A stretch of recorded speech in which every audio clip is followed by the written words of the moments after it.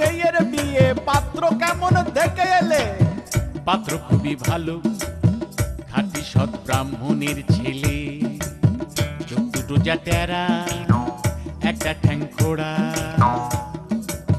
রংটা বেজায় কালো, নইলে পাত্র খুবই ভালো। তা হোক গে, বুঝলে নন্দলাল, পাত্র তেমন সরে শোলে, কানা কিংবা খোড়া তাকেও বিচার করে থোড়া।